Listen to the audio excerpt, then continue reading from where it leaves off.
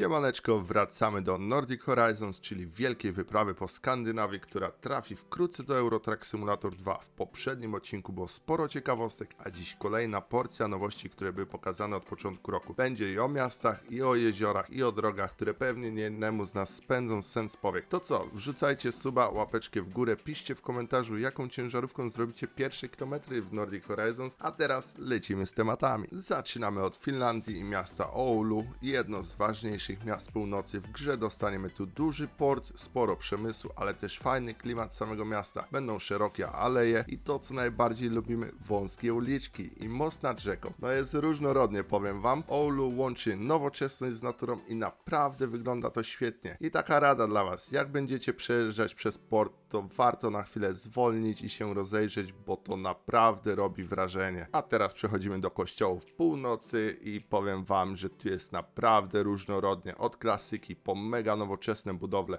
na przykład arktyczna katedra w Tromoso. No to jest cudo akurat, takie rzeczy naprawdę fajnie wychodzą na trasie, bo niby tylko mijamy, ale naprawdę no warto sobie stanąć, popatrzeć, zobaczyć jak SCS o nas dba, jak wszystko starają się zrobić realistycznie 1:1, zrobić screenshota i ustawić na tapetę. Więc jak kiedyś będziecie mijać, to naprawdę chwila pauzy i warto popatrzeć, jak to pięknie wszystko wygląda. Przechodzimy do Finlandii, kraju 1000 jezior, a dokładnie około 187 tysięcy. Ja pierniczę, ile to będzie reworków w ETS-ie.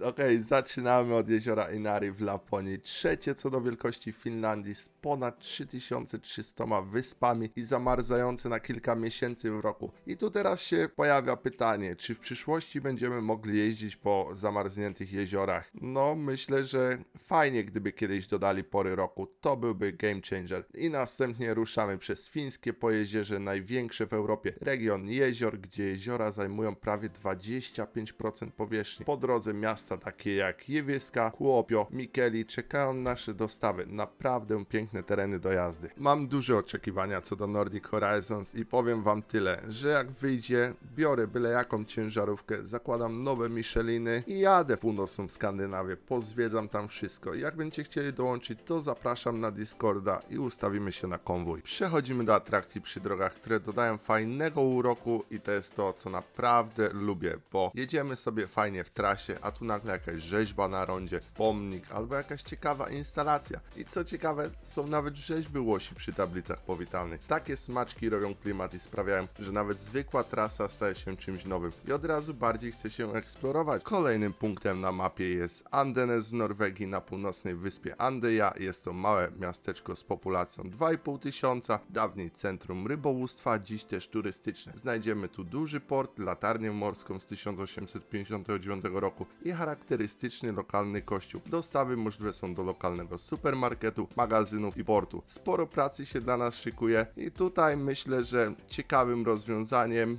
na dobry zarobek będą kontenery, chłodnia i plandeki. Teraz coś wyjątkowego. Tornio i Haparanda, czyli jedno miasto w Euro Truck Simulator 2, a w rzeczywistości dwa kraje, Finlandia i Szwecja.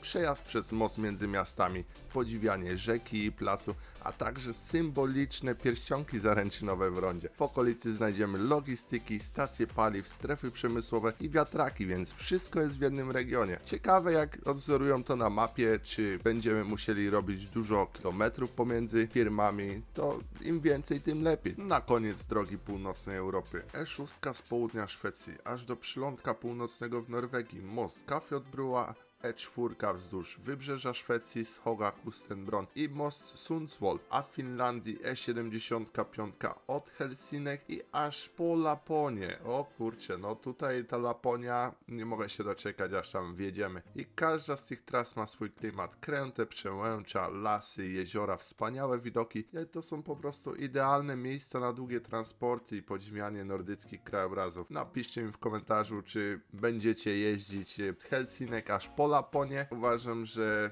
na tych drogach naprawdę poczujemy klimat północnej Europy, a przede wszystkim długie jazdy, widoki, no to wynagrodzi każdy kilometr. To by było na tyle w drugiej części o Nordic Horizons. Odkryliśmy dużo nowych miejsc, jezior, kościołów, atrakcji przy drogach i oczywiście tras, po których będziemy jeździć w Nordic Horizons, więc to już po prostu kwestia czasu, aż wyjdzie. Napiszcie mi w komentarzu, które miejsca odwiedzicie jako pierwsze, jaką ciężarówką i z jaką naczepą. Jeżeli podoba Wam się content, to pamiętajcie, aby wrzucić suba, łapeczkę w górę i napiszcie mi w komentarzu, jakie chcielibyście zobaczyć nowości od ETS 2 albo ATS.